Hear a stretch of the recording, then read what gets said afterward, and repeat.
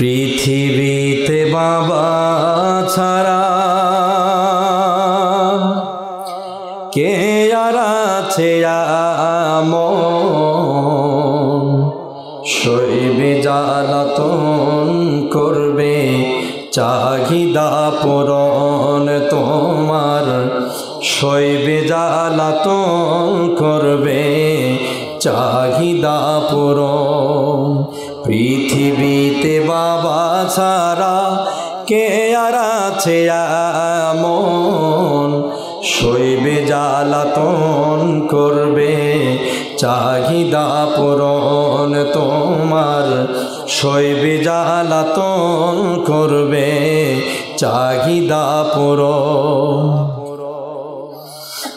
পৃথিবীতে বাবা ছিল বট বৃক্ষের মতো, দুঃখের খরার সময় বাবা সুখের ছায়া দিত। এখন আমায় কেউ বলে না পরো আমার লক্ষ্মী সোনা, এখন আমায় কেউ বলে না পরো আমার লক্ষ্মী সোনা। বড় হও মানিকের রতন, এতটাই আপন কে আর বাবারে মতন বলো, শৈবে জ্বালাতন করবে চাহিদা পূরণ। সকাল হলে যাইতেন চলে, রোদ বৃষ্টি তুফান ঝড়ে, ফিরতো বাবায় রাতের বেলা ক্লান্ত শরীরে, ঘুম হাতে উঠাইত কোলে নিয়ে চুমু খেত, ঘুম হাতে উঠাইত কোলে নিয়ে চুমু দিত, করতো আদর সারাক্ষণ, এতটাই আপন কে আর বাবারে মতন তোমার, এতটাই আপন কে আর বাবারে মতন। বাবা ছিল পৃথিবীতে বট বৃক্ষের মতো, দুঃখের খরার সময় বাবা সুখের ছায়া দিত। সেই যে কবে চলে গেল আর না কভু ফিরে এলো, এতিম করে আজীবন, এতটাই আপন কে আর বাবারে মতন বলো, শৈবে জ্বালাতন করবে চাহিদা পূরণ। পৃথিবীতে বাবা ছাড়া কে আর আছে এমন, শৈবে জ্বালাতন করবে চাহিদা পূরণ তোমার, শৈবে জ্বালাতন করবে চাহিদা পূরণ। যেরকম আল্লাহু আকবার। দেখবেন নেতার গলায় ফুলের মালা পড়ায় যে কত জনে, নেতার প্রশংসা করিয়া আপনারা আগুন ঝরান ময়দানে, আগুন ঝরান ময়দানে। আবার স্লোগান দেয় নেতার নামে, দেখবেন স্লোগান দেয় নেতার নামে, হইয়া সবাই দেওয়ানা, আসলে সব পেট পূজায় আর ভোটটা নেওয়ার বাহানা। ওদের আসলে সব পেট পূজায় আর ভণ্ডামি আর বাহানা। কখনো যায় মসজিদেতে, কখনো যাবে মন্দিরে, গির্জা গিয়ে আবার নেতায় দিবে বাহাজ জোর করে, দেয় সে বাহাজ জোর করে। হিন্দু কিনা মুসলমান সে, হিন্দু কিনা মুসলমান সে নির্ণয় করা যায় না, আসলে সব পেট পূজায় আর ভোটটা নেওয়ার বাহানা। ওদের আসলে সব পেট পূজায় আর ভণ্ডামি আর বাহানা। এই জনতার ভোট পাহিয়া নেতার যখন আসে জয়, তখন নেতার পাইতে দেখা জুতার তলা হয় যে ক্ষয়, স্যান্ডেলের তলা হয় যে ক্ষয়। সামান্য সিগনেচারের জন্য লাগে, সিগনেচারের জন্য লাগে লাখ টাকার নজরানা। আসলে সব পেট পূজায় আর ভোটটা নেওয়ার বাহানা। আসলে সব পেট পূজায় আর ভণ্ডামি আর বাহানা।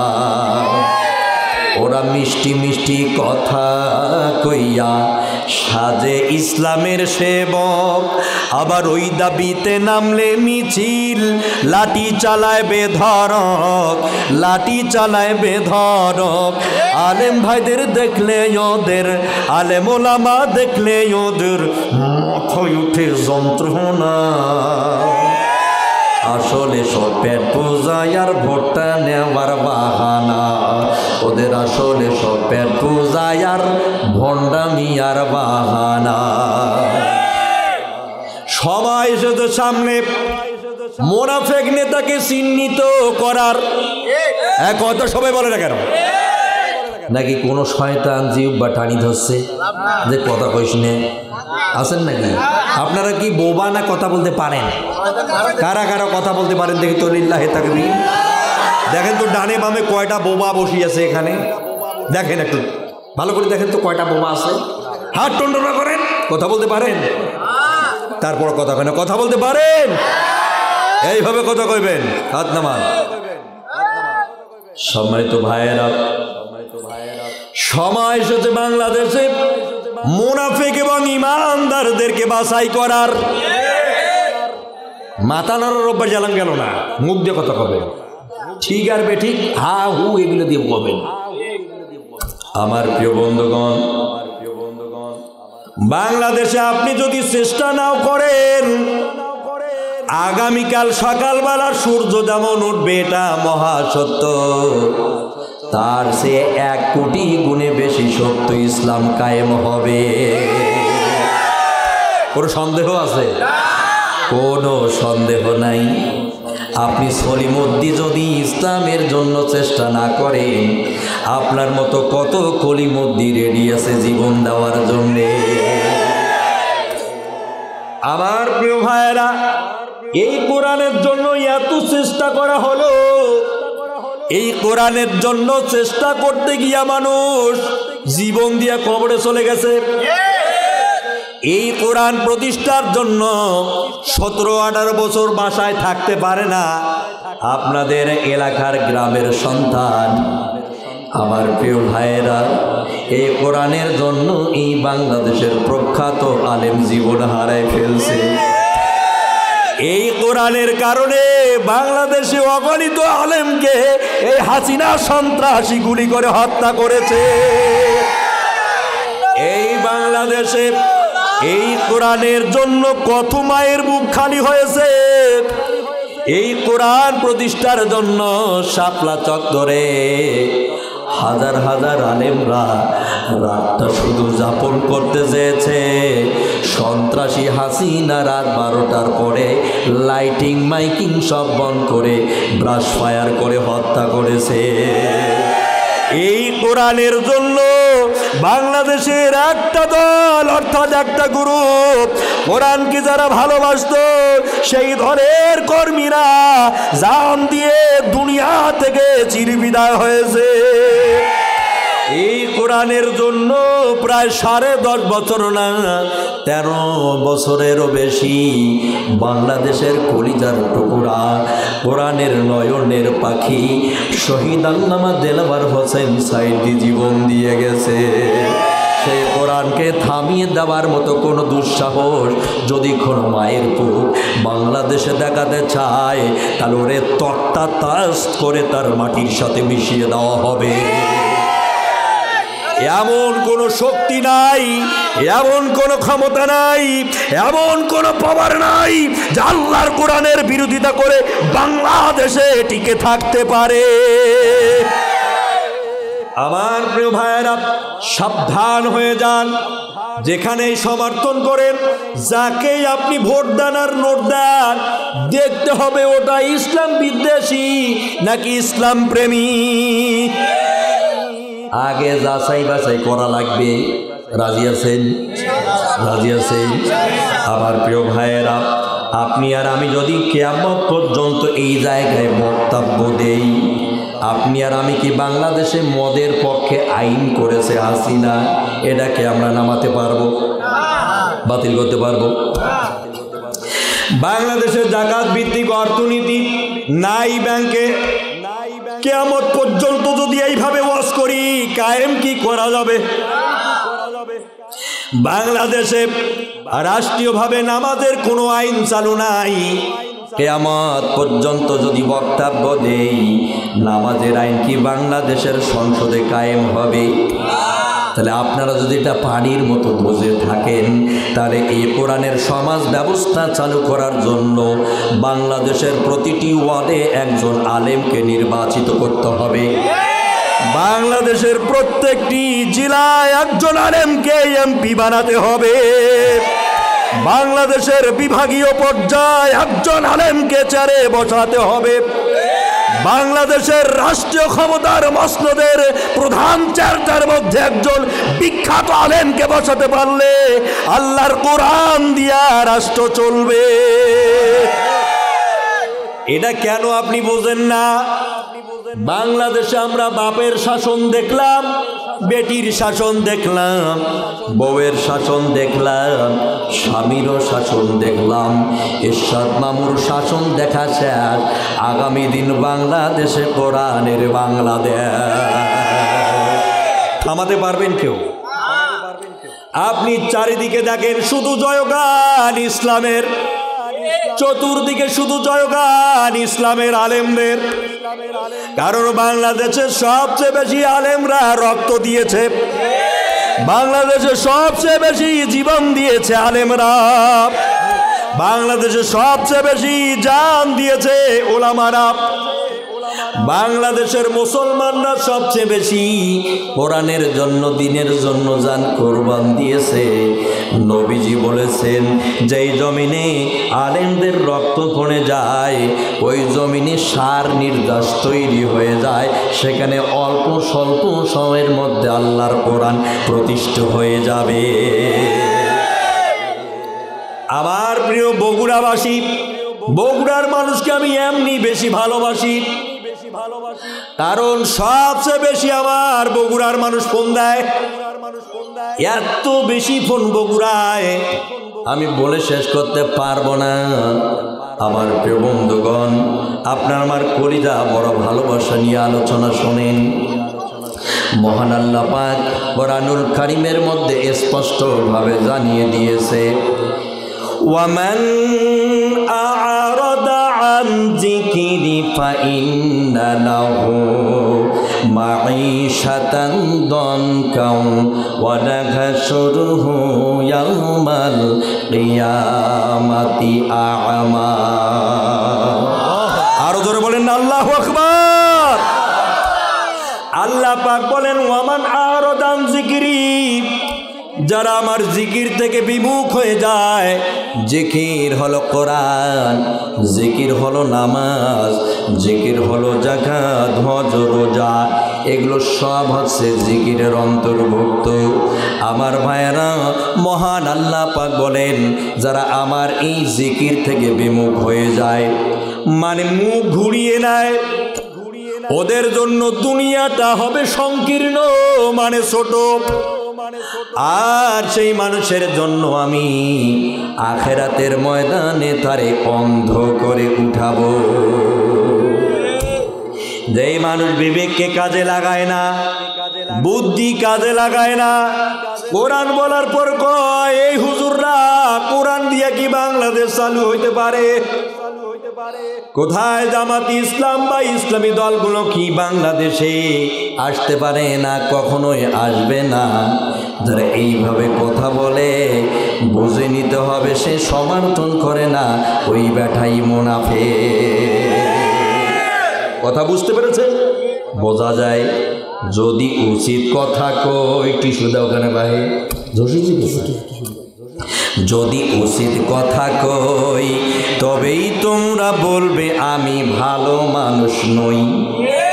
আরো জোরে কয়েল লাগবে ঠিক কিনা? যদি উচিত কথা কই তবেই তোমরা বলবে আমি ভালো মানুষ নই। সোরে শাবল দিয়া শিং কাটিলে সোরকে মারে চকিদার। যারা আজ কলম দিয়া শিং কাটিতেছে কে করে হে ওদের বিচার। এখন এই কথাটি যদি আমি বগুড়ার আদমদিঘিতে এসে কই তবে তোমরা বলবে আমি ভালো মানুষ নই। কথা বলেন ঠিক কিনা? যদি উচিত কথা কই পিটির ওপর দিয়া যাবে আলামই মইছেন। আমার প্রিয় বন্ধুগণ, আল্লাহ পাক বলেন ওমান আরাদান যিকরি ফাইন্না লাহু মাঈশাতান দনকা ওয়া নাহশুরুহু ইয়াওমাল কিয়ামাতি আ'মা। এই মানুষগুলো যারা ইসলাম থেকে বিমুখ হয়ে যায়, সরে যায়, মুখ ঘুরায়, ওদের জন্য দুনিয়াটা হবে সংকীর্ণ রে ভাই। আর আখিরাতের দিন আমার আল্লাহ তাকে অন্ধ করে উঠাবে। এবার বলেন তো বগুড়াবাসী অন্ধ আর কানা কারে বলে? হা করে দেখেছে ঘুমাইছেন আপনারা তো কথা কন না কেন? বলেন হা কইবেন না হলে না কইবেন। বলেন তো অন্ধ আর কানা কারে কয়? আমার ভাষা কি বুঝতে অসুবিধা হয়, সমস্যা হয়, কষ্ট হয়? তো কথা কন না কেন বাহে বাজি? এই অন্ধ হচ্ছে যার দুইটা চোখে বন্ধ, আর কানা হলো যার একটা চোখের ডিস্টার্ব মানে এক বেটারি। যার একটা চোখের ডিস্টার্ব ওই মানুষ হচ্ছে কানা। আর যার দুটা চোখে বন্ধ ওই মানুষ হচ্ছে অন্ধ।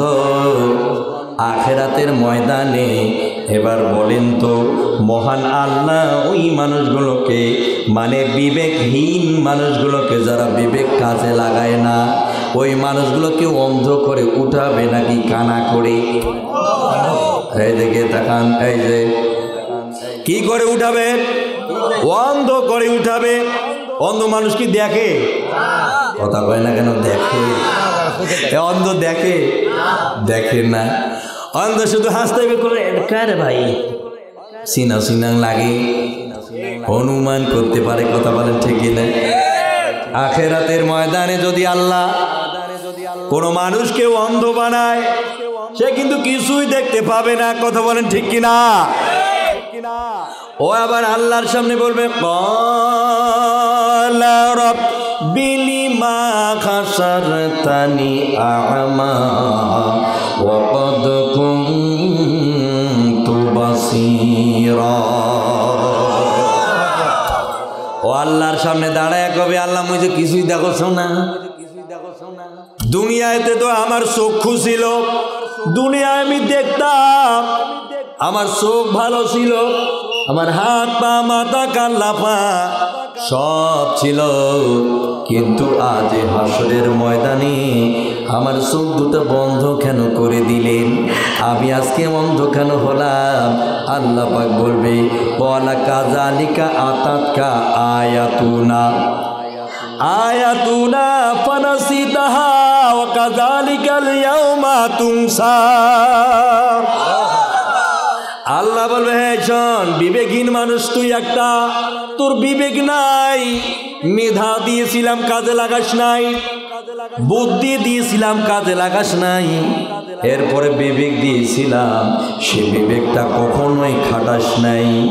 মৌলবীরা মার খাইতে খাইতে মুড়ি তেল তালা, মুসলমানরা মায়ের খাইতে কাটতে জীবন ছাইড়া দিল, কারো আবার ফাঁসির দড়িতে ঝোলান্টি করে মারল, কাউকে আবার বিষ প্রয়োগ করে ইঞ্জেকশনের মাধ্যমে মেরে দিল, আবার কাউকে আয়না ঘরে নিয়ে গিয়ে মারল, আবার কাউকে বিভিন্নভাবে খুন গুম করে দিল, আবার কাউকে ডাউনেটের আঘাতে হত্যা করল, আবার কাউকে বোম ব্লাস্ট করে মেরে দিল, আবার কাউকে ডাউনেটের ঘুতায় নির্যাতিত নিপীড়িত করে শেষ করে দিল।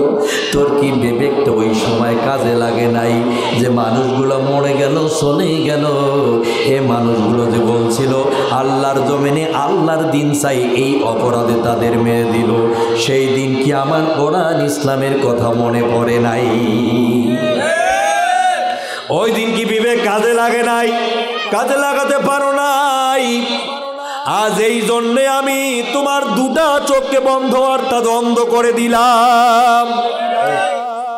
ওয়ালা কাযালিকা আতাতকা আয়াতুনা ফানাসিতাহা ওয়া কাযালিকাল ইয়াওমা তুনসা।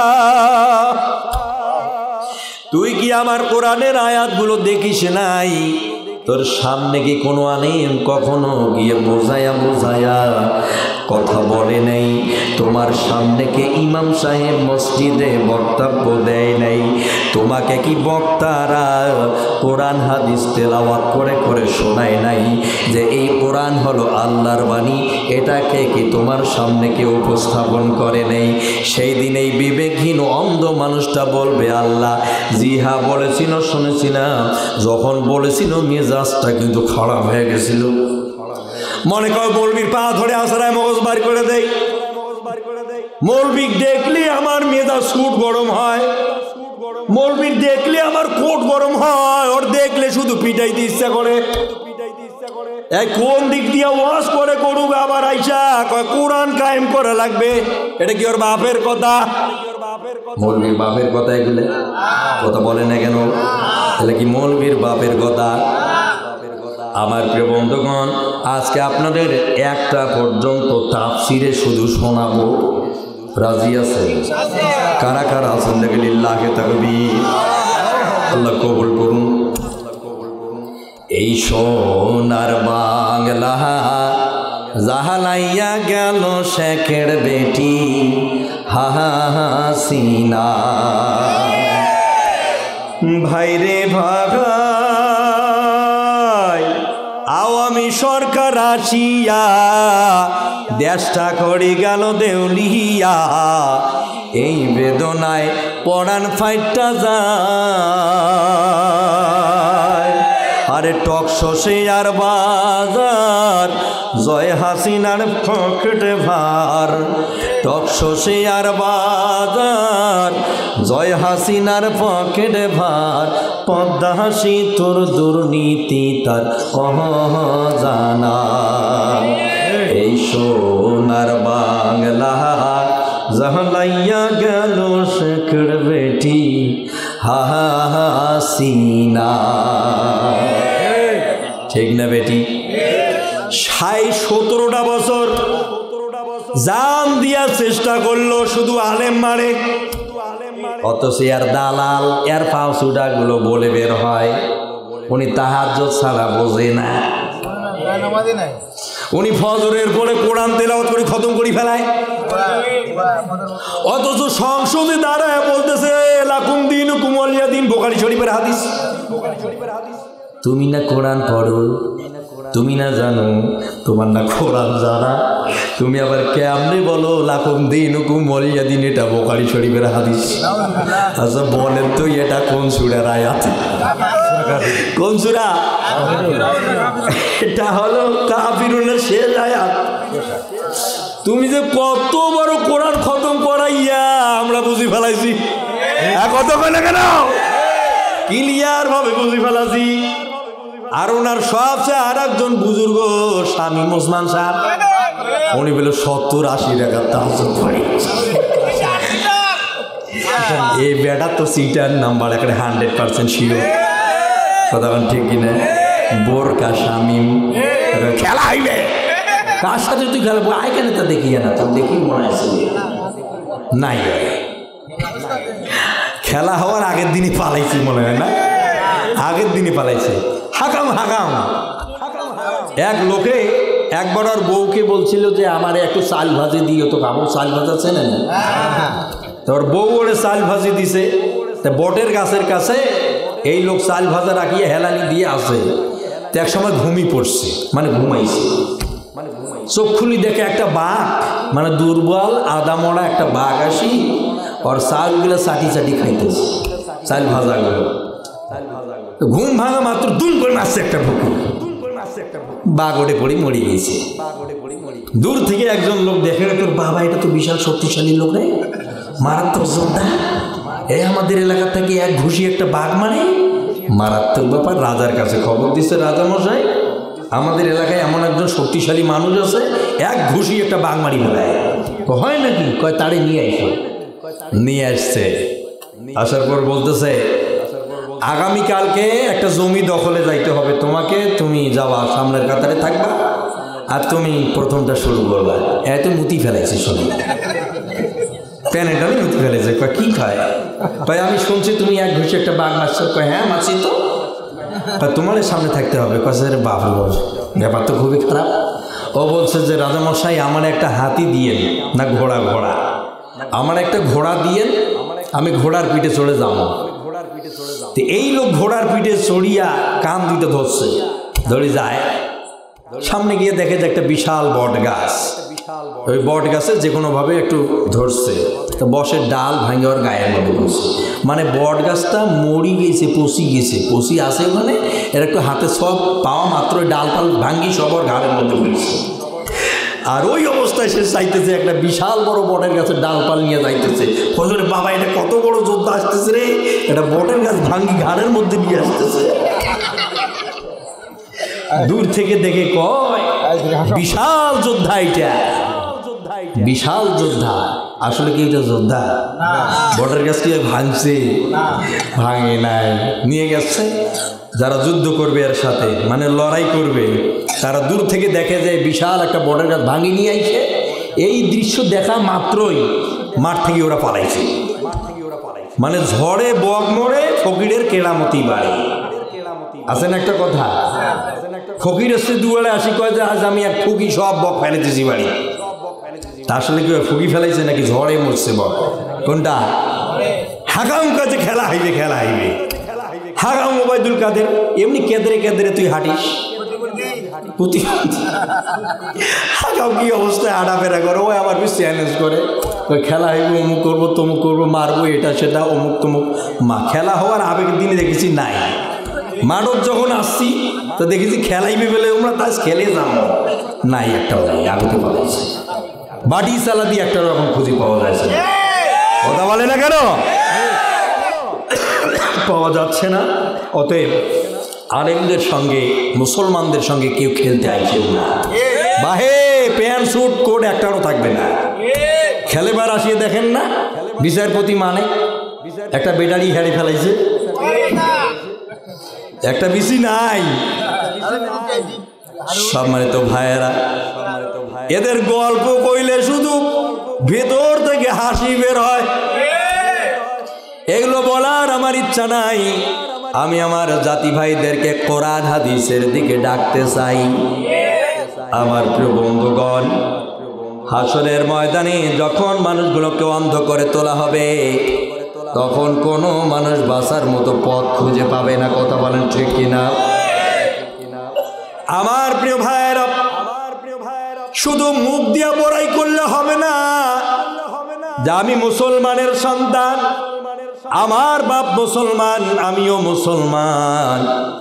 এটা দিয়ে ইসলাম চলা যায় না, এটা দিয়ে কখনো মুসলমানিত্ব রক্ষা করা যায় না। বলেন তো ওযু ভাঙ্গার কারণ আছে না নাই? এরপরে বলেন তো যাকাত ভঙ্গের কারণ আছে না নাই? নামাজ ভঙ্গের কারণ আছে না নাই? এগুলো যদি ভঙ্গ হয়ে যাওয়ার কারণ থাকে, তাহলে এবার বলেন মুসলমানিত্ব ভঙ্গ হয়ে যেতে পারে এরকম কি কোনো কারণ নাই? মুসলমানিত্ব ভঙ্গ হয়ে যাবে কি কাজ করলে আপনি জানেন? মুখে বলবেন আমি ইসলামের লোক, আর কাজে আপনি ইসলামের বিরোধিতা করবেন, আপনার মুসলমানিত্ব ডিলেট হয়ে যাবে। আমার প্রিয় ভাইয়েরা, আপনাদের উদ্দেশ্যে কোরআন আর হাদিস থেকে বর্ণনা শোনাতে চাই। আল্লাহর হাবিবকে বলা হয়েছে এই মানুষগুলো স্পষ্ট কিয়ামতে ধরা খাবে। এমন কিছু মানুষকে খুঁজে পাওয়া যাবে হাসরের ময়দানে, তারা আল্লাহর সামনে উঠে বলবে আল্লাহ আমার এগুলো আমলনামা নয়। আমি এত বড় খারাপ কাজ করতে পারি না, এমন খারাপ আমল আমার দ্বারা তো করা সম্ভব না। আমি সলিড মানুষ, আমি ইমানদার, আমি ইসলামের জন্য সব কিছু করতাম। এই দেখেন আমার মুখের মধ্যে দাঁড়িয়ে আছে, এই যে আমার মাথায় টুপি ছিল, আমি অল টাইম কর্তা অর্থাৎ পাঞ্জাবি পরে বের হতাম। আমি শুধু এতটুকু করি নাই যে দেশে ইসলামটা কায়েম হয়ে যাক, এতটুকু করি নাই। তো যাই হোক, এতটুকু যেহেতু করি নাই, এবার আমার আর একবার ফিরে যাওয়ার চান্স দেওয়া হোক, আমি এবার কায়েম করে আসব। আচ্ছা, সুযোগ আছে? আসতে পারবেন? যখন দেখতে পারবে বাঁচার কোনো আর রাস্তা নাই, তখন এই মিথ্যাবাদী বিবেকহীন অন্ধ মানুষটা আল্লাহর কাছে বলবে, আল্লাহ আমলনামা আমার না, আপনার ফেরেশতা সে সলিমুদ্দির আমল এনে আমি কলিমুদ্দির ওপরে চাপায়া দিছে। আমি এটা মানি না, এটা সলিমুদ্দির আমলনামা, আমি কলিমুদ্দিরটা গোপন করে রাখছে, আমি মানি না। আমারটা এমন হতে পারে না। মহান রাব্বুল আলামিন ঘোষণা দিয়ে বলবেন, কিরামান কাতিবিন, ফাইলগুলো বাইর করা হবে।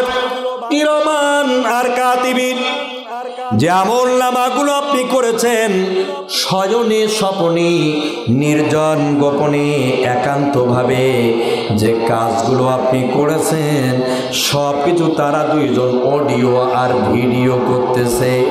এতে দেখো ডানের দিকে বামের দিকে প্রায় 4-8টা ক্যামেরা লাগাইছে। বগুড়ার যুবকেরা মিডিয়া, এরা ভিডিও করে গ্রামের ওয়াজগুলো করে শহরে বাজারে নগরে পুরো দেশ ছেড়ে দেয়, যাতে মানুষ দেখতে পারে, কোরআন হাদিসটা বুঝতে পারে। এটার জন্য ডকুমেন্টারি তৈরি করার জন্য তারা 4-2-8টা লাগায় বসছে। এখানে যেমন আমার প্রিয় ভাইয়েরা, এখানে 8টা নাই, 2টা ক্যামেরা রাখা হয়েছে, 2টা মিডিয়ার ব্যক্তিত্ব এখানে আছে। একজন হলো কিরামান আর একজন হলো কাতিবিন। একজন সুলেখক আর একজন কুলেখক, একজন ভালো লেখক আর একজন মন্দ লেখক, দুইজন লিখতেছে। সেই দিন সব কিছু আপনার সামনে প্রকাশ করে দিবে। ফামাই ইয়ামাল মিসকালা যাররাতিন শাররান ইয়ারা আর মান ইয়ামাল মিসকালা যাররাতিন খায়রান ইয়ারা। এই খায়রান ইয়ারা আর শাররান ইয়ারা বুঝতে হবে। আপনার জীবনের ভালোটা সেটাও রেকর্ড ও ভিডিও হচ্ছে, আপনার জীবনের খারাপটা সেটাও রেকর্ড ভিডিও হচ্ছে। যেদিন আপনি ধরা খেয়ে যাবেন, ওই দিন বাঁচার মতো কোন আর ব্যক্তি থাকবে না। নেতা যে নিজেই বাঁচবে না, আপনি থাকবেন কই? আপনি কবেন আল্লাহ আমি এর ডাক শুনে ওর দলে আসছিলাম, আর ওই আমাকে কমান্ড করেছিল, যার কারণে আমি ওই মতে ওই পথে চলছিলাম। সারাটা জীবন আমি ওই পথে ব্যয় করে দিলাম। আজ আমি জাহান্নামে যাচ্ছি, তো একাই যাব না, আমার নেতাটাকেও নিয়ে যাইতে চাই। নেতা কর্মী সেই দিন দুইটা কিন্তু লেটা পেটা হয়ে যাবে। কথা ঠিক কিনা? এরা বড় গলায় কইবে কথা, রাতারাতি হইবে নেতা। বড় গলায় কয় কথা, রাতারাতি হয় নেতা। আকাম কুকাম সব করিয়া গড়ে নেতায় আস্তানা। আসলে সব পেট পূজায় আর ভোটটা নেওয়ার বাহানা। কোন দলের নেতা আপনাকে বলছে, এই তুই আমার কর্মী, নামাজ না পড়লে কিন্তু তুই তোর কর্মীত্ব থাকবে না বলছে? বলে নাই। আপনার নেতা কি কখনো বলছে আপনারে যে তোমার সঠিকভাবে রোজার মাসে পালন করবা রোজাগুলো বলছিল? বলে না। খালি স্টেজে উঠলে আমার ভাইয়েরা টুডিমারি সব পাড়ে বেড়াইছে। আমি যদি হইতে পারে তাহলে আপনাদের পুকুর আর লেফটিন সব পাকা করে দেবো। ইলেকশন শেয়ার বাটি চালা দিয়ে খুঁজি পাওয়া গেল না, তো কোটে গেল ঢাকার যে নাই। হ্যালো স্যার, মুই যে কলিমুদ্দির বেটা সলিমুদ্দিন, তোমার ফোন দিচ্ছি, ওই যে ভোটের সময় যে একসাথে বেড়াইনো স্যার, তোমার জন্য যে কুকুর হাগা ডাকানো মুই, তুই কায় রে, তুই যে চিনাও শোনাম লাগে কিন্তু চেনব না। কথার কথা ডেকে না, এমনটা হচ্ছে কি হচ্ছে না? এবারটা দুনিয়াতে চেনে না, আর আখেরাত তো দূরের কথা। ঠিক না বেঠি? নেতা সেদিন ধরা খাইলে নেতারে বলা হবে এটারে তুই চিনিস না, নাম চেনই না, ও বলবে যে চিনি না। ও তখন আল্লাহর কাছে কথা বলবে, চান্স খুঁজে বের করবে আর বলবে আল্লাহ গো, ওদেরকে জিজ্ঞাসা করেন তো আমি কি ওদেরকে ইমানের দোহাই দিয়ে ডাকছিলাম নাকি? আমি কি ওদেরকে কোরআনের দোহাই দিয়ে ডাকছি নাকি? ওদেরকে আমি পরকাল সম্পর্কে কোনো ওয়াদা দিয়ে ডাকছি নাকি? হুদাই ডাক দিছি, নালফানি দুইটা চা পায়া নেঙ্গুর মাথা যদি দৌড়িয়েছে মরগুলো। সারাটা জীবন আমি কষি আমার দালালি কিড়ি করে তুই খাবো, আমি বলছি যে আমার জন্য তুই মার খাবি, মরে যাবি। আমি জীবনে ওটা বলি নাই, আমি শুধুই যখন নানা ভোট আইছে তখন ডাকাছিলাম, এরপর কোনো দিন আমি বলি নাই আমার পেছনে তুই লাঠি হয়ে চলবি, এটা আমি কখনো বলি নাই। আল্লাহ আজ আমি নিজে বাঁচি না, পর তো আমি চিনি না। কথা বলেন, কথা ঠিক না? যেই নেতার লাগি মার খাইতেছেন সেই নেতা এইভাবে কইবে। আমার প্রিয় বন্ধুগণ, আরো একটুখানি সামনের দিকে যাই, পরকালে তো ধরা খাবেই রে ভাই, আরো বেজ্জতির সীমানা থাকবে না। পরকালটা যতই বড়, এহকাল তো বড় নয়, হাত পা বেঁধে যেতে হবে, কেউ না কারো সঙ্গী হয়। পরকালটা যতই বড়, এহকাল তো বড় নয়, হাত পা বেঁধে যেতে হবে, কেউ না কারো সঙ্গী হয়। সোজা পথে চালাও আমায়, এই তো আমার কামনা, অভিশপ্ত বাঁকা পথে তুমি আমায় নিও না। জন্ম থেকে খুঁজি আমি আল্লাহ তোমার পরিচয়, পরকালটা যতই বড়, এহকাল তো বড় নয়। পরকাল বড় না, এই কাল বড়। এই কালের জন্য জাহাজে ভাবে লাগছেন, মনে হয় পরকাল বুঝি নাই। আমার প্রিয় ভাইরা, আপনাদের কাছে বিষয়টা নিয়ে আসার একমাত্র কারণ হলো, আপনি দেখবেন জাতীয় পার্টির লোক যদি মারা যায়, সকালবেলা জাতীয় পার্টির নেতারা সবাই চলে আসে। জানাজার কাতার যখন হবে, অনুষ্ঠান যখন শুরু হবে জানাজার, সব নেতারা সামনে গিয়া বলে, ভাইয়েরা এই ছেলেটা আমাদের দলের কর্মী, এ আমাদের জন্য মাঠে ঘাটে কাজ করেছে, সে বাংলাদেশ জাতীয়তাবাদী দলের লোক, অতএব আমাদের কর্মী এ নিশ্চিত জেনে রেখো। তার মানে এখান থেকে প্রমাণিত হয়ে গেল সে তার ওই দলের লাশ। কথা বলে না কেন? আওয়ামী লীগ হলে আওয়ামী লীগরা বলে, আওয়ামী লীগকে কায়েম করার জন্য এই লোক মারামারি, ছোটাছুটি, নোটানুটি, ভোটাভুটি, এলাকায় 600 মানুষের ভোট সবারে ভাগ হয়ে এলাকায় আদায় করছে। ও আমাদের কর্মী, ওর মতো ভালো ছেলে আর নাই, মারাত্মক ভদ্র ছেলে, কষ্ট করি তোমরা এখানে আসবেন বাহে, তোমারটা ওই এলাকায় করে ফেলেছে, জোরকান সুবহানাল্লাহ। সেই ছেলে মারা গেছে, এখান থেকে প্রমাণিত হয়ে গেল এই লোকটা হলো আওয়ামী লীগের লাশ। যদি বিএনপির হয় বিএনপির লোক বলে এটা বিএনপির লাশ, জাতীয় পার্টির হলে জাতীয় পার্টি বলে এটা জাতীয় পার্টির লাশ। জামাতি ইসলামের কোনো কর্মী মারা গেলে সেখানে নেতা কর্মীরা যায় গিয়া বলে ভাইয়েরা আল্লাহর বান্দাকে ক্ষমা করে দিবেন, এই লোকটা সকল সময় ওয়ান্টান আল্লাহর কোরআন প্রতিষ্ঠার জন্য একামতে দিনের পিছনে কাজ করেছে, 18-20টা মামলাও খাইছে, পুলিশ নিয়ে গিয়ে তার রিমান্ডে নিছে। এই লোকটা আজ মরে গেল আল্লাহর দিন প্রতিষ্ঠা করতে করতে। যেই লোক আল্লাহর জমিনে আল্লাহর দিন প্রতিষ্ঠার জন্য মামলা খায়, মায়ের খায়, জেলে যায়, পিটন খায়, রিমান্ডে যায়, কবরে চলে যায়, ও জান্নাতে যাবে না তো আপনি যাবেন। আমার প্রিয় ভাইরা, আপনাকে পরিষ্কারভাবে বলতেছি, কোরআন আর ইসলামের জন্য যারা কাজ করে মরবেন, যারা ওই কাতারে দাঁড়িয়ে মরবেন, যারা চেষ্টা করতে করতে মরবেন, যারা চেষ্টা করতে করতে আয়ু ফুরিয়ে যাবে, চলে যাবেন, শহীদ হয়ে যাবেন, আপনি মরেন নাই, আপনি জানো আর একটা জীবন নিয়ে কবরে আছে। আমার প্রিয় ভাইরা, এরকম বহুতগুলো ডকুমেন্টারি আছে আমার কাছে, সারাটা রাত যদি আমি বলি আপনি শেষ করতে পারবেন না।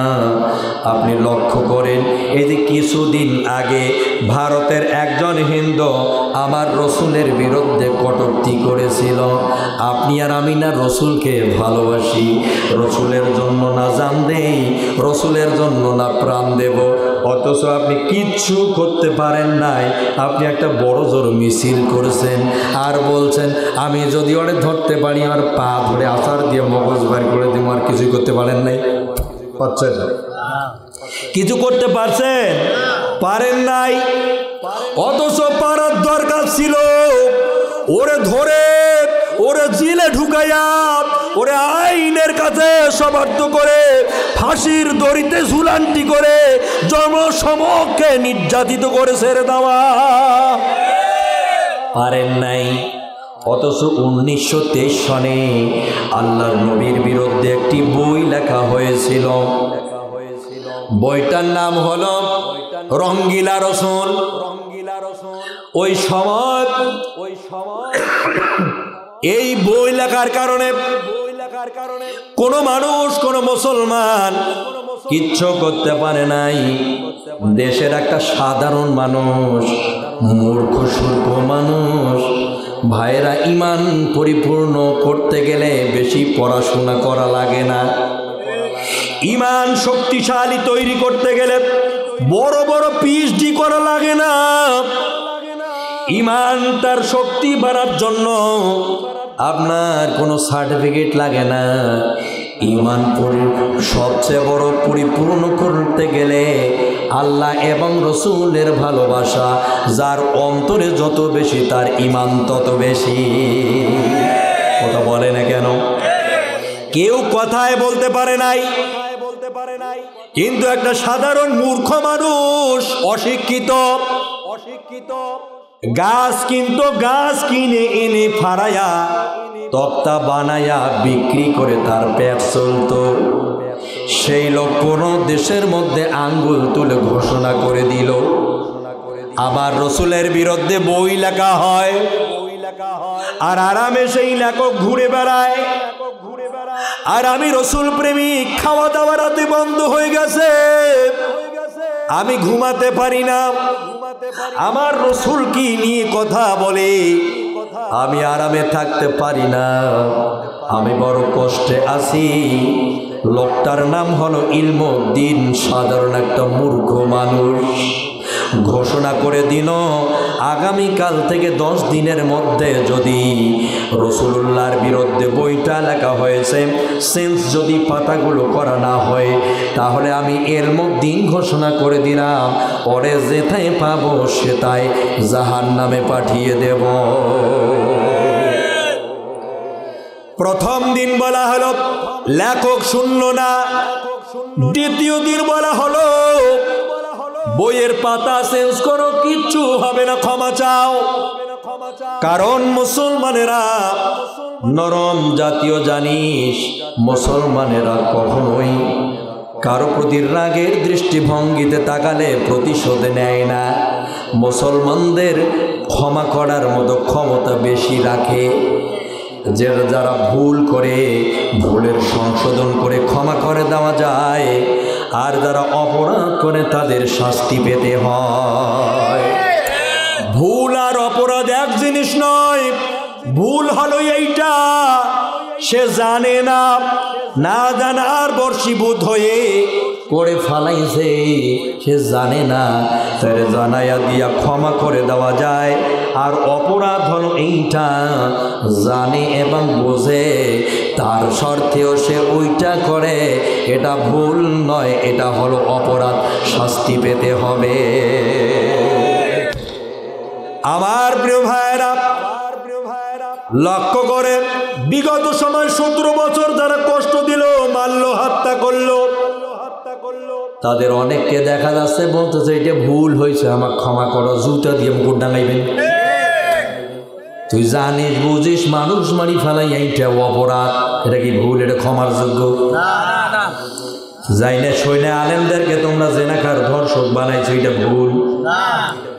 যাই না শুনে তোমরা গুলি করে মারছো পাখির মতো, এটা ভুল।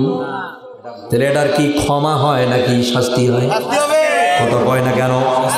শাস্তি হয় না, ক্ষমা হয়। ঠিক ওই রকমই ইলমুদ্দিন ঘোষণা করার পরে বইটা আর চেঞ্জ করা হলো না। দিন যত যাচ্ছে ইসলাম বিরোধী শক্তি এই বইটা প্রচার প্রসারণায় ব্যস্ত হয়ে চলছে। তো দ্বিতীয়বার ইলমুদ্দিন বলে দিল, যদি তুমি এখন ক্ষমা না চাও, আর যদি এই অবস্থায় আমার উপরে আসো, আমার সামনে যদি কখনো পড়ে যাও, আমি আল্লাহু আকবার করে তোরে জাহান্নামে পাঠাইয়া দেব। কত বড় ঈমান থাকলে বড় এই কথা বলতে পারে? আপনি চিন্তা করছেন? আপনিও তো এখন হয়তো বা মনে মনে বলতেছেন, নবীজির জামানায় যদি আমি থাকতাম রে, আর আবু জাহেলকে যদি দেখতাম ওই শত্রু আমি বা বিরোধিতা করিবার জন্য আইসেছে, আর যেই মাত্র আস্তে গর্ধনা ধরি পাকে আর উল্টি পারে মারতাম, মনে হয় না এরকম? আমার প্রিয় ভাইয়েরা, আবু জাহেলের চেয়েও আরো শক্তিশালী কার্যক্রম চলে, কিন্তু আপনি আর কথায় বলতে পারেন না, মানে আপনার ঈমান আছে কিন্তু ঈমানের শক্তি নাই। আমার প্রিয় ভাইয়েরা, তৃতীয় দিন ইলমুদ্দিন ঘোষণা করে দিল, বইটা দ্রুত চেঞ্জ করে দাও, ক্ষমা চাও জাতির কাছে। না, ক্ষমা চাইল না। তৃতীয় দিন প্রতিমধ্যে ইলমুদ্দিনের সঙ্গে তার দেখা হয়ে গেছে, রাস্তার মধ্যে সাক্ষাৎ হয়ে গেল। কি ব্যাপার, তুমি আমার নবীর বিরুদ্ধে বই লিখেছো, কেন লিখেছো বলো? নবীজি আমার ঈমান, নবীজি আমার আদর্শ, যার কারণে বেঁচে থাকা, যার কারণেই মরে যাওয়া, যার জন্য আখিরাত চিনতে পেরেছি, যার কারণে হাসর নাসর বুঝতে পেরেছি, আল্লাহকে দেখি নাই, নবীজি বলেছে তাই শুনে বিশ্বাস স্থাপন করেছি। আখিরাত হবে দেখি নাই, নবীজি বলেছেন তাই বিশ্বাস করে নিয়েছি। হাসর নাসর হবে দেখি নাই, কিন্তু নবীজি বলেছে বিশ্বাস করেছি। আজ তুই সেই আমার নবীর বিরুদ্ধে বই লেখো, আমি একটা রাত ঘুমাতে পারি নাই।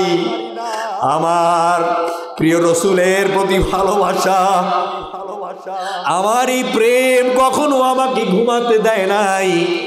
ইলমুদ্দিন রে, তোমার নবীকে গালি দিয়া কথা বলে আর তুমি আরামে ঘুমাও, এটা কখনো আমার ঈমান হতে পারে না।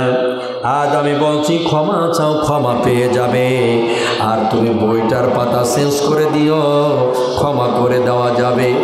সঙ্গে সঙ্গে ইলমুদ্দিনের সামনে দাঁড়ায়া এই রসুল বিদ্বেষী লোকটা নবীজির বিরুদ্ধে আবার তার সামনে দাঁড়ায় কথা বলছে, আর বলছে যদি তোমার কিছু করার থাকে তাহলে তুমি করিও। ইলমুদ্দিন সঙ্গে সঙ্গে বলছে, শুনে নাও, আমি অনেক কিছু করতে পারি, যে জীবনের কোনো চিন্তা করে না, এ জীবনের চেয়ে রসুলকে বেশি ভালোবাসি, তাই এ জীবনের কোনো আমি পরোয়া করি না। ইন্নাল্লাহা আশতারা মিনাল মুমিনিনা আনফুসাহুম ওয়া আমওয়ালাহুম বিআন্না লাহুমুল জান্নাহ। মহান আল্লাহ পাক বলেন, আমি ইমানদারদের জানমাল কিনে নিয়েছি, এখন এই জানমাল যেখানে যেভাবে যেখানে চাই আমি আল্লাহ ব্যয় করে দেই। জোরে কান সুবহানাল্লাহ। ইলমুদ্দিনের বক্তব্য হলো, আমি আমার এই জীবন তো আল্লাহর কাছে বিক্রি করে দিয়েছি, কোনো পরোয়া আমি করি না। এখনো ক্ষমা পাবে, মাপ পাবে। আমার রসুলের বিরুদ্ধে বই লিখেছ, সিজ করে ফেলো, আমার কোনো রাগ থাকবে না, কোনো ক্ষোভ থাকবে না, মুসলমান তোমাকে ক্ষমা করে দেবে। ওই জায়গায় লেখক বলে দিল, যদি তোমার কিছু করার থাকে তাহলে করিও, যেমনি বলেছে করিও, তেমনি পাড়াইয়া মাটির মধ্যে ফালাইয়া টুটির মধ্যে পাটা তুলে দিয়া আল্লাহু আকবার করে জাহান্নামে পাঠাইয়া দিয়েছে। ঈমান কারে বলে আপনি জানেন? ঈমান মানে এইটা নয়, আপনার চোখের সামনে জুলুম করা হচ্ছে, আপনি খালি কবেন নাউজুবিল্লাহ আর তাসবিহ বার করে কবেন সুবহানাল্লাহ সুবহানাল্লাহ। ওইটা দেখে আপনি মসজিদে গিয়া সারাদিন বের হবেন না, সারাদিন আপনি নফল পড়বেন, এটা ঈমান? নাকি আপনার সামনে একটা মানুষের উপরে জুলুম করা হচ্ছে, আপনি সেখানে বাধা দিয়ে দেন, হাত দিয়ে বন্ধ করার মতো ক্ষমতা থাকলে প্রয়োগ করেন, শক্তি থাকলে শক্তি প্রয়োগ করে দেন, যদি তাও না থাকে মনে মনে ঘৃণা করে সেখান থেকে চলে যান। এটা পারবেন? কথা কয় না? পারবেন? বলেন ইনশাআল্লাহ।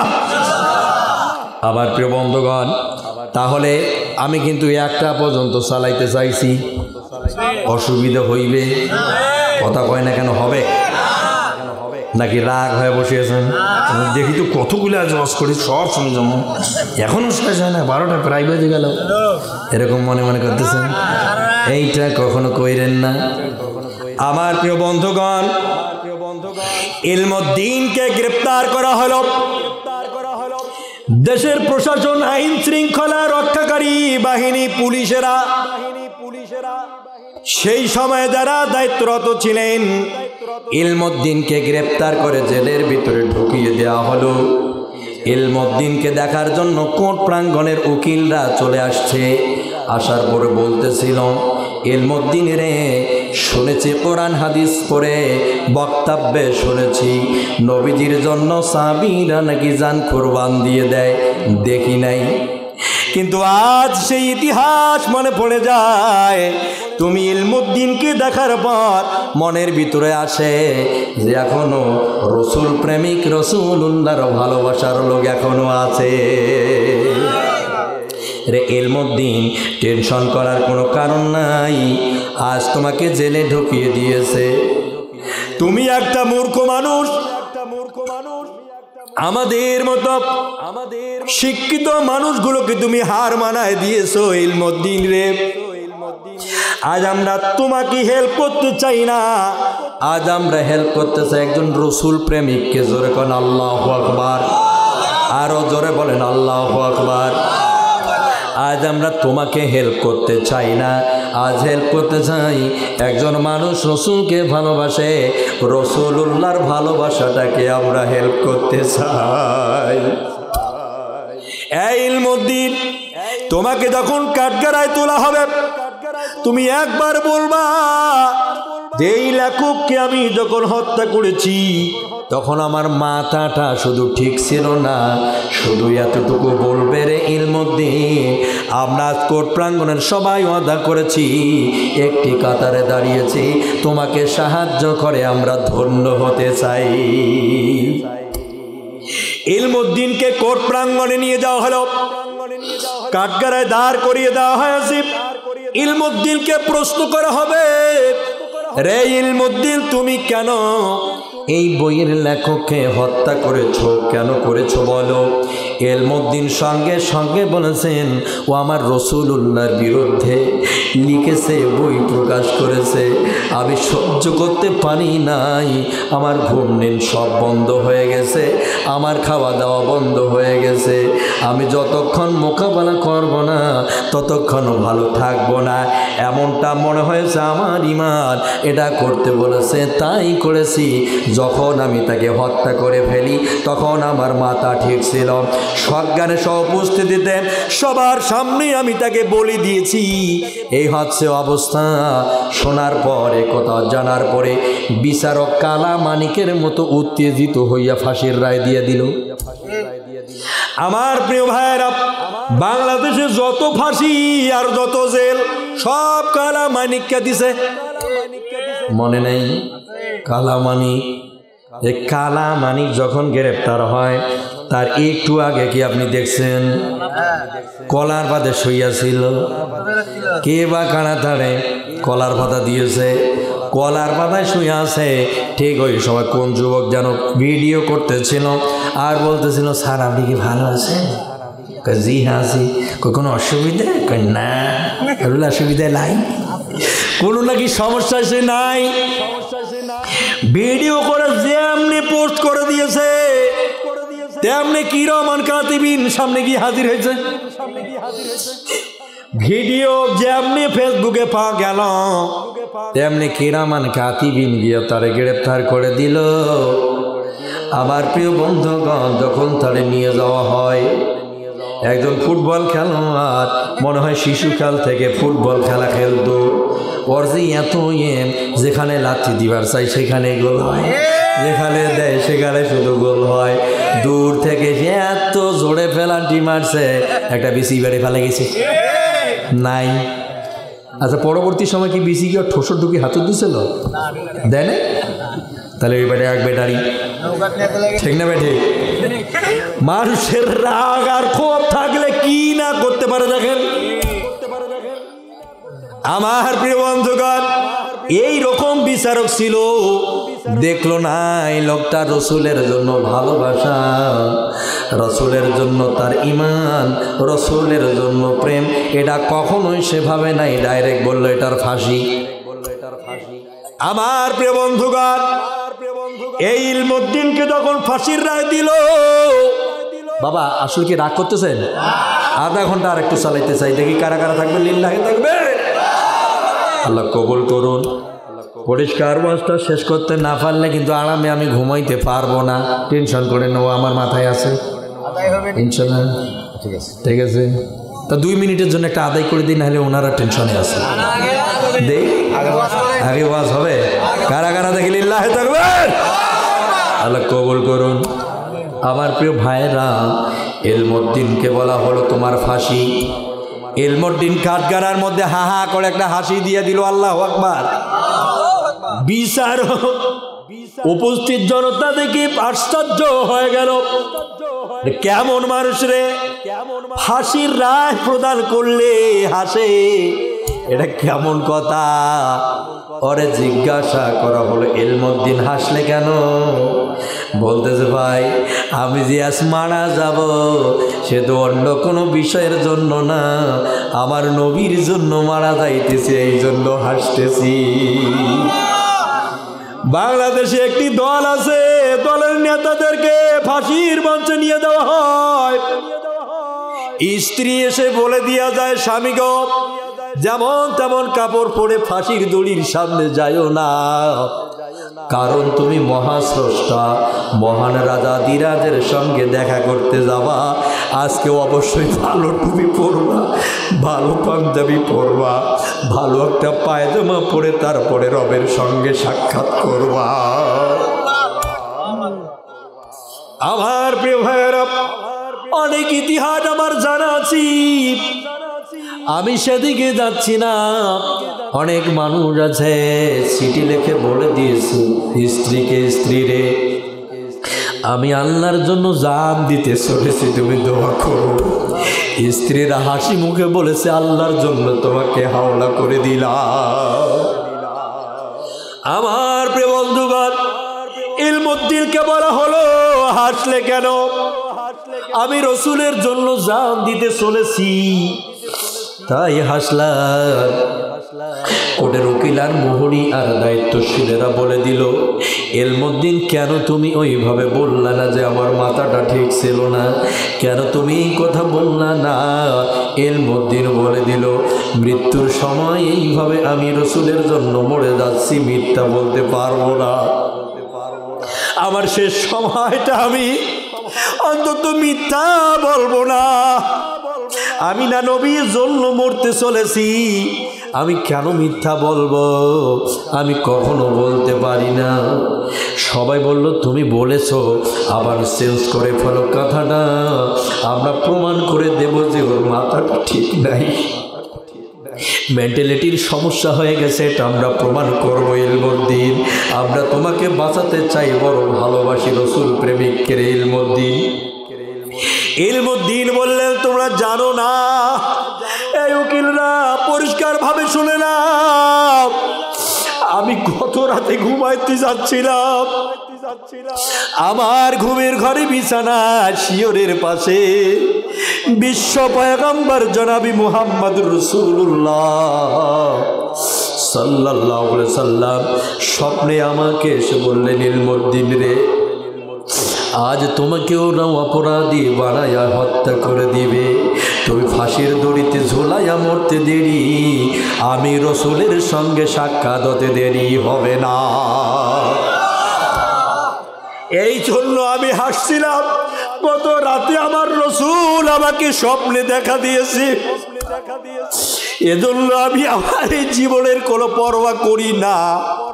যারা আজ আল্লাহর জন্য জান দিয়া গেল, জীবন দিয়া গেল, তাদের হাসিনা বলেছিল, শুধু এই দল থেকে বেরিয়ে আসো, ইসলামী আন্দোলন করার দরকার নাই, রাষ্ট্রে তোমার জন্য এই জায়গাটা থাকবে, সারা জীবন রাজত্ব করে খাবা, নির্বিচার আগে তুমি চলাফেরা করবা, আরামে শান্তিতে তুমি থাকবা, নিরাপত্তাহীনতায় কখনো থাকবা না, শুধু ইসলাম প্রতিষ্ঠা করার ধান্দাটা বাদ দাও, সব কিছু তোমার দেওয়া হবে, মামলা সব উঠিয়ে নেওয়া হবে, তুমি বড় শান্তিতে থাকবা।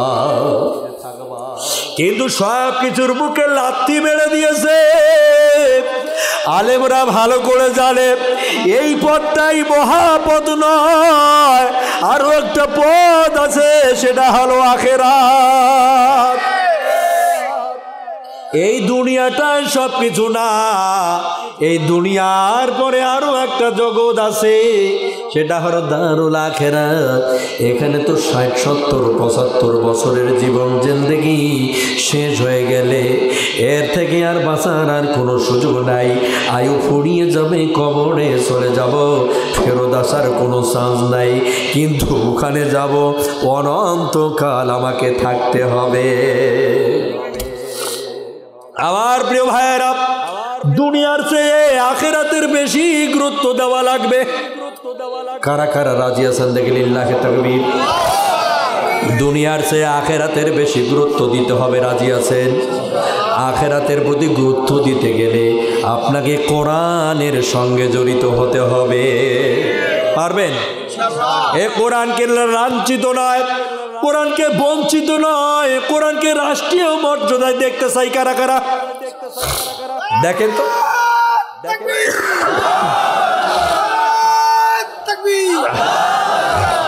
আল্লাহ কবুল করুক, জোরে কোন আমি। আচ্ছা, কোরআনের রাত যদি কায়েম হয়ে যায়, লাভ আর ক্ষতিটা কি হবে আপনি কি জানেন? মদ কি আপনারা খান সবাই? কারা কারা খান একটু হাত তোলেন তো। মদ কি খান আপনারা? মুসলমানদের কি মদ খাওয়া জায়েজ আছে? মদের পক্ষে যে আইন করা হয়েছে, এই আইনটা বন্ধ হয়ে যাক, আপনারা চান? অনেক ছেলে আছে মদ খাওয়ার পরে আসি বাপকে দুলা ভাই কয়, মাথা কি ঠিকঠাক এখন? মাকে আসি কিন্তু বউ মনে করে, আছে না নাই? অনেক সময় দেখা যায় হালাল হারাম কিছুই বোঝে না, প্লেটে ভাত যদি দেয় এখানে খায়, আর এক জায়গায় ভাত পড়ে গেল, কয় মুই কোটি আসমানে মুই যে চতুর্থ আসমানে আছি। একটা পোস্ট করা দেখিলাম ফেসবুকে, বোন ভাইকে জিজ্ঞাসা করতেছে, ভাইয়া পকেটে যা রাখছিলে ভাবি তাহা ধনিয়া পাতা মনে করে তরকারি দিছি, আর আমরা সবাই খাওয়ার পরে দেখতেছি চতুর্থ আসমানে বুড়ি বানাইতেছি। তার মানে কন্তটা কি ছিল? গাঞ্জা ছিল। কথা বুঝতে পারছেন? সম্মানিত ভাইয়েরা, এরকম টাল হওয়ার বহু জিনিস বৈধতা পেয়েছে বাংলাদেশে। এগুলো থেকে বাঁচতে গেলে কোরআনী সমাজ লাগবে, চুরি থেকে বাঁচতে গেলে কোরআনী সমাজ ব্যবস্থা লাগবে। চোরের বাচ্চারাই শুধু চায় যে রাষ্ট্রে কোরআন প্রতিষ্ঠা না হোক, হলে যে চুরি করে খাওয়া হইবে না, বড় বড় বোতল খাওয়া যাইবে না, খাওয়া হইবে না। এতে কয়েকদিন আগে কুষ্টিয়ায় লালন সাহেব গাঞ্জার মাজার হল, দেখেন না? কুষ্টিয়ার লালন সাহেব বস্তায় বস্তায় গাঞ্জা ধরি বসি আছে। কি কল কিনিবেন? এতটা না এতটা না এতটা, কোনটা লাগবে? ঠিক আছে, 1 কেজি, হাফ কেজি, 2টা টোপলা, 1টা টোপলা, কোনটা বলাইবেন? সবই আছে। আর বাংলাদেশের পুলিশ এবং ডিবি পাহারা দিতেছে, জোরে কোন সুবহানাল্লাহ।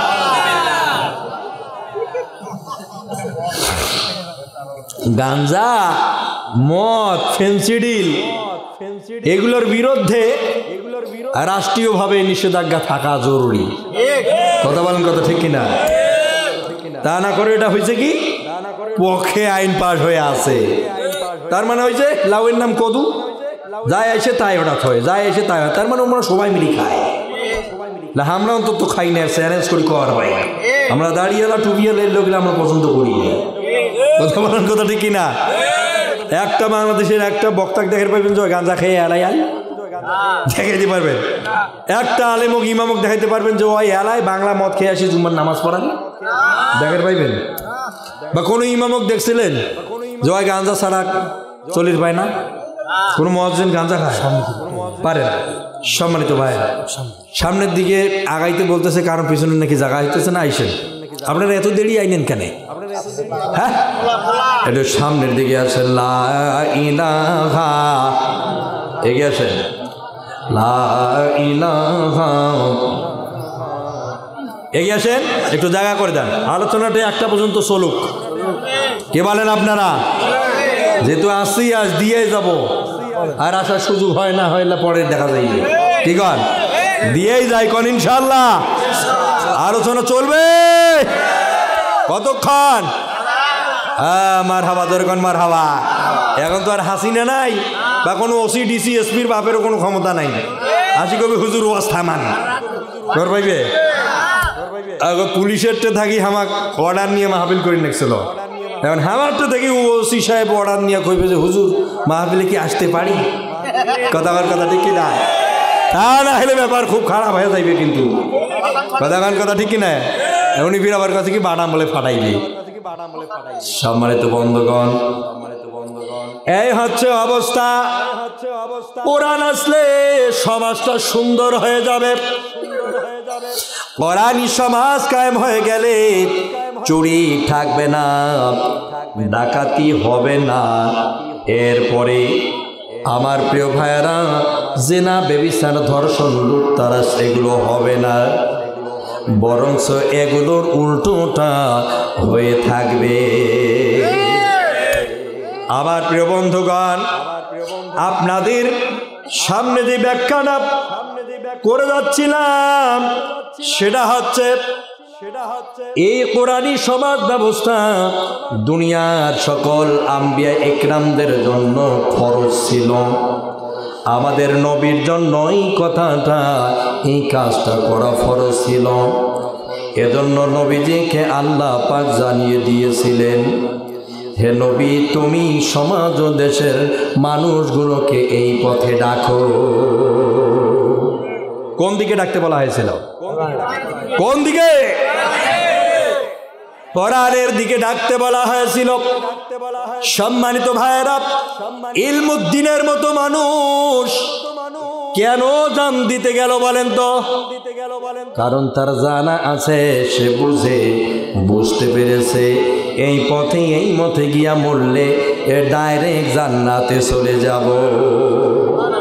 অতএব এই পথে আমাদেরও মরা জরুরি। তাছাড়া অন্য কোনো মদ ও পথের মধ্যে গিয়া মরলে খবর আসলে খারাপ আছে। খবর কি হবে? খারাপ হবে। এই কথাটা কি বিশ্বাস করলেন? বিশ্বাস হলো সবার? হয়েছে। আমার প্রিয় ভাইয়েরা, এনার কি শরম লজ্জা লাগে না? মাঝে মধ্যে বলে আমি পাশের দেশে আসি, টুস করে ঢুকি পড়ব। শরম লজ্জা কি লাগে না? আমার প্রিয় ভাইয়েরা, 2006 সালে একটু আপনাদের নিয়ে যাই ঢাকার পুরানা পল্টনে। 28 অক্টোবর এই হাসিনার নেতৃত্বে সে বলেছিল দেশের আওয়ামী লীগ, যুবলীগ, ছাত্রলীগ, কৃষক লীগ, শ্রমিক লীগ, যত লীগ আছো সবাই আছো ঢাকার দিকে, যার হাতে যেটা আছে নিয়ে আইসো। এরা সব আসলো 28 অক্টোবর ঢাকার প্রাণ কেন্দ্রে। সেখানে মানুষকে পিটাইয়া মেরে ফেললো। মেরে ফেলে লাশের ওপরে তারা নৃত্য করেছে, নাচানাচি, ড্যান্স নাচ করছে লাশের ওপর। চিন্তা করছেন এটা কি মানুষের কাজ?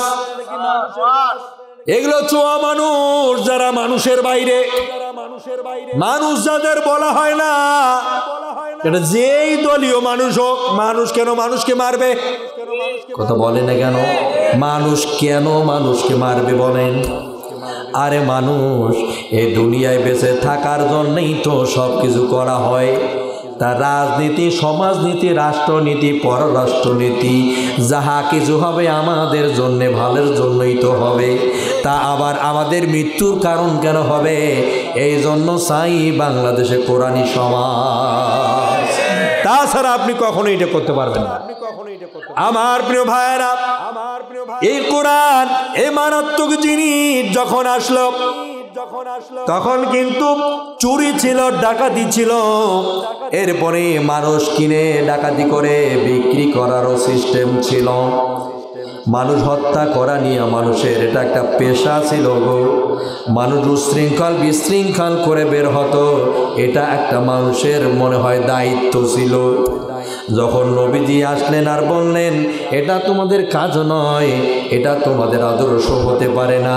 তোমাদের আদর্শ হলো একজন মানুষ আর একজন মানুষের জন্য নিরাপত্তার জন্য দাঁড়িয়ে যাবে, একটা মানুষ অপর মানুষের জন্য ভাই হয়ে যাবে, একজন মানুষের হাত ও জবান দ্বারা অন্য মানুষের ক্ষতি হবে না, তবেই মনে করবে তুমি মানুষ হয়েছো।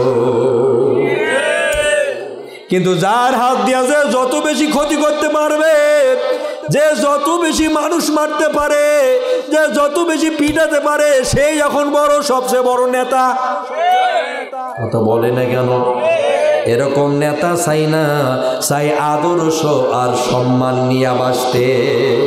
কারা কারা চান এটা দেখি লিল্লাহে তাকবীর, নারে তাকবীর, লিল্লাহি তাকবীর। আল কোরআনের আলো বহির্বিশ্ব জালো, নারায়ে তাকবীর। পাশানি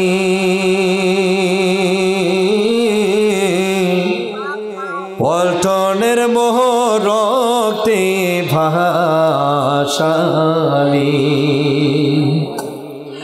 অর্জির পাল্টের মোহ রক্তে ভাসালি। লাঠি বইটা পিস্তল বোমা লইয়া আর কত মারিবি,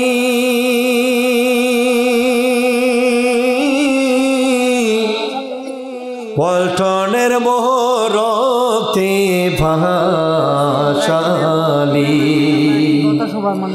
বাংলার মোহ রক্তে ভাসালি। মা হইয়া কেমন করে মা হয়ে কেমন করে সন্তানদের মা ঋণী,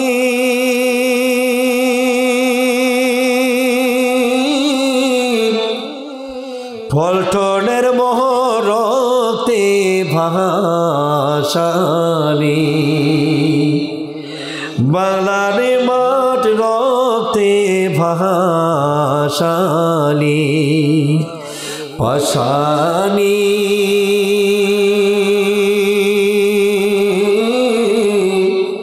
পল্টনের মোহর রক্তে ভাসানি।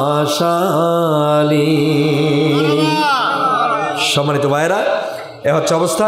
মানে টাকা নেওয়ার ঠেলায় কিন্তু বেশি গান গাইতে পারলাম না, কথা বুঝতে পেরেছেন? এরপরে কসিমউদ্দিন বাকি 300 টাকা, তা 500 লিখবেন যে কি করছেন এখন 10 আচ্ছা ঠিক আছে, তাহলে ওটা বাকি নেওয়া যায়। 3000 দিয়েছেন কসিমউদ্দিন সাহেব, উনি 3000 টাকা দিবেন। আল্লাহ তাআলা কবুল করে নিক, জোর করে আমিন। বাড়িটা কোন গ্রামত সেটা লিখবেন আর ফোন নাম্বারটা লিখবেন, এটা আপনাদের জন্য ভালো হবে। কে আছে? কার এটা? এই যে এটা দিয়েছে কি এটা? মাসুদ রানা। হ্যাঁ, মাসুদ রানা 10 কেজি লবণ দিয়েছে নাকি দিবে? আগামী দিন কি গরু খাওয়ার ধারণা আছে নাকি? কোনো কিছু রান্না করবেন? আচ্ছা মাশাআল্লাহ, উনি 500 টাকা দিয়েছে। মাশাআল্লাহ, যেরকম আমি আচ্ছা আমি নানা নানি বাবার জন্য 300 টাকা দিয়েছে। আল্লাহ কবুল করুক, যেরকম আমি। এরপরে এইটা বুঝলাম না যে মাসুদ রানা ভাই যে 10 কেজি যে লবণ দিছে, মাশাআল্লাহ, উনি লবণ দিবে না টাকা দিছে? যে টাকাও দিছে, মানে এটা সংক্ষেপে যে লিখছে লবণ, এটা কি আগামী বছর দিবে? তা সেইটা মোরে কইবেন না, এই যে মুই বুঝি। আল্লাহ কবুল করুক, যেরকম না আমিন। এরপরে আর কে আছে? আচ্ছা ওইদিকে এটা কি? আব্দুল গফুর ভাই, উনি 1,10,000 টাকা উনি দিবেন, বাকিতে লিখেছেন। আল্লাহ তাআলা ওনার দানকে কবুল করুক, জোরে করেন আমিন। আর কে আছে? দ্রুত দিয়ে দেন। আর কেউ নেই? আর কেউ নেই? সম্মানিত ভাইয়েরা, আলোচনাটি 3টা পর্যন্ত চলুক। হ্যাঁ, হজরটা এখানে হোক। ফাকির পাইবেন তো? এই তো কারা কারা পাইবেন? লিল্লাহি তাকবীর। খুব কষ্টে হাত উঠেছে।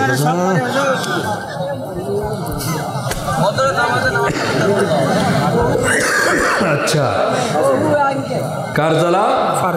আচ্ছা আচ্ছা আচ্ছা, ফারজানা বানু একজন মেয়ে মানুষ, উনি নগদ 500 টাকা দিয়েছেন। আল্লাহ তাআলা আমার এই বোনটাকে কবুল করুক ইসলামের জন্য, জোরে কোন তো আমিন। আরো জোরে কোন আল্লাহুম্মা আমিন।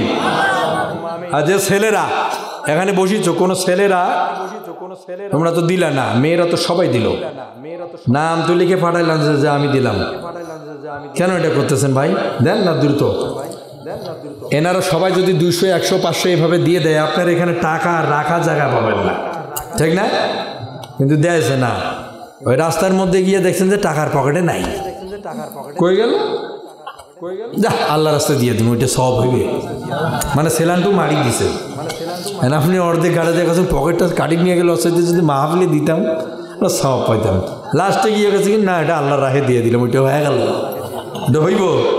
হবে না। টাকা হেরে ফেলে যদি কোনো আল্লাহ রাস্তায় দিব, ওইটা হইবে? হবে না ভাই, দিয়ে যান, কাজে লাগবে।